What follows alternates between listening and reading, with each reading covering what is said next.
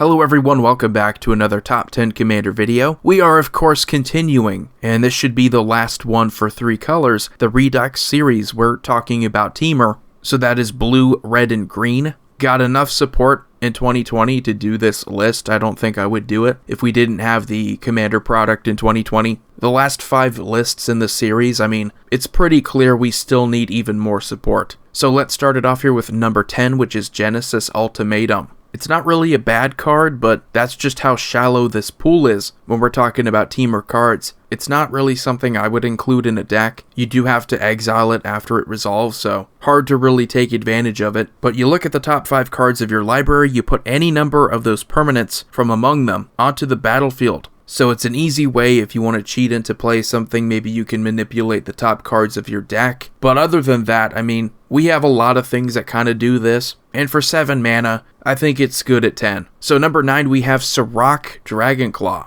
Very underrated card in Commander. I mean, there's not really much synergy, it's just, are you going to play a creature deck? Because those creatures can't be countered. You get a pretty decent commander option overall. You get Flash, he himself can't be countered, and your other creatures will also have Trample. So pretty good keywords, but not really something I look to play. I do look for interesting abilities, things I haven't seen before, and Sorak is just pretty much a keyword commander. And then number 8, we have Temur Ascendancy, this 3-mana enchantment, also from Khans of Tarkir. Creatures you control have haste, so it's kind of like a fervor. But it's even better because it's a card draw engine. So whenever a creature with power 4 or greater enters the battlefield under your control, you get to draw a card. Which is fantastic for big creature decks because in Temur, that's kind of what a lot of them are anyway. Again, not really spells that I think see a ton of play in Commander, but it's definitely underrated. I do think it should see consistent play in these colors even if it doesn't already. And then number 7, we have another enchantment, Song of Creation. This is a very powerful one from Ikoria. You may play an additional land on each of your turns, and whenever you cast a spell, you draw 2 cards. But at the beginning of your end step, you do have to discard your hand. This is just a cool card. It's going to fit into so many decks. I know the thing about 2020 is that we didn't really get as many opportunities as we usually did to play these cards because of the virus and all those lockdowns, but when we finally get back together, this is one of those cards that I think is going to be fun to play with. There are a lot of lands matters decks that just want to get more lands. This will help you do that. And if you're going off in a single turn, you don't really care about having to discard all your cards at the end step. It's either you go off and do your damage that turn, or you just don't do anything at all. So it is pretty powerful if you want to take advantage of it. And then number 6 is Zerus, the Writhing Storm. There are a lot of these card draw commanders that just punish your opponents for drawing more cards than they should. This one does so by giving you a ton of tokens. But you also get a pretty good combat damage trigger. It's something that I think will fit in pretty well with group hug decks. You can always make some deals with your opponents who need card draw. Hey, just let me deal some combat damage with my commander. This certainly won't come back to bite you later on, but like with everything else that can take advantage of your opponent's drawing cards,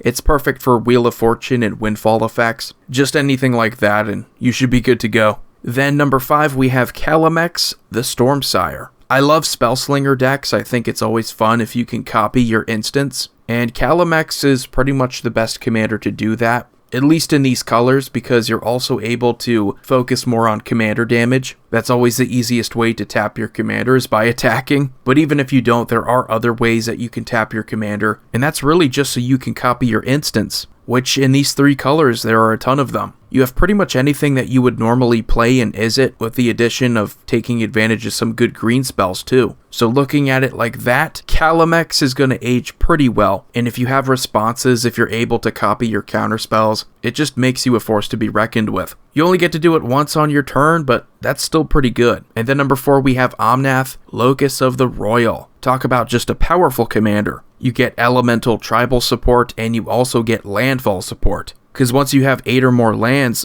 every time you play a land, after you get those counters on your elementals, you get to then draw a card, so it's a well-rounded commander option. Doesn't really hurt that you're also able to burn an opponent with that first ability, but this guy is just always crazy. It doesn't really seem to matter what Omnath it is, it's always going to do well in Commander. You can throw him into other elemental decks, other landfall decks even, and he's still going to put his work in. Number 3, we have Maelstrom Wanderer, the double cascade. This has always been pretty sweet. You also give your creatures haste. so it makes it easy to kind of come out of nowhere and win games. But Maelstrom Wanderer is perfect as a commander, also pretty easy to abuse as one of the 99. We have a Cascade theme now in Commander, so it really makes Maelstrom Wanderer definitely worth going back to. But the Cascade trigger, it's one of those things that if you get to cast something for free, if you get to cheat something into play, you're just going to have an easier time, and that's even considering that Maelstrom Wanderer is 8 mana. And similarly with Omnath, you also have the elemental synergy, so those two kind of go together well in the same deck. And then number 2, we have Riku of Two Reflections.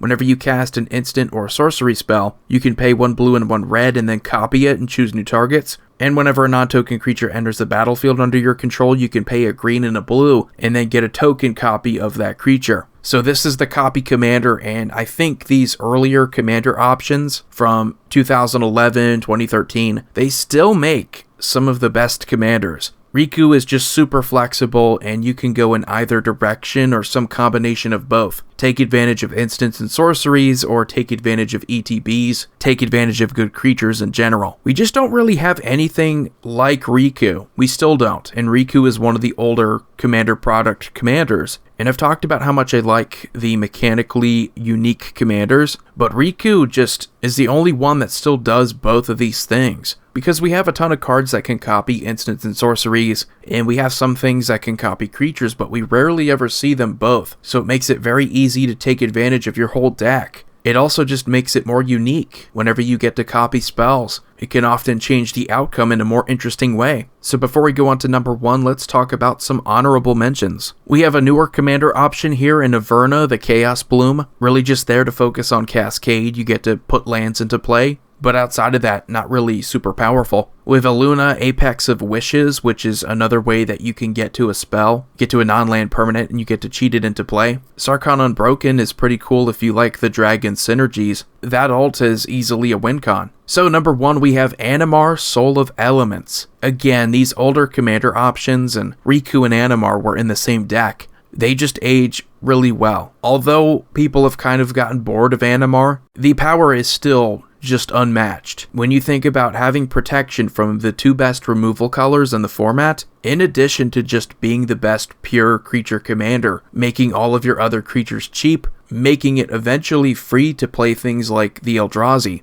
At this point, all you really need is some kind of engine that will allow you to draw cards every time you play a creature, and you could pretty much just win the game with some kind of haste enabler like Maelstrom Wanderer. Although the spotlight has shifted, it's not quite on these older commander options from 2011 anymore. The power is just undeniable. And for just 3 mana, you get the best setup commander. I mean, the whole game is just get Anamar out there, and then the rest of your deck is significantly easier to play. But anyway, guys, that's just my top 10 for the Temur colored cards. That should do it now for all 10 of the 3 colored combinations. If you like the content, subscribe, like, share, hit the notification bell for future videos. Void here signing off. See you all next time.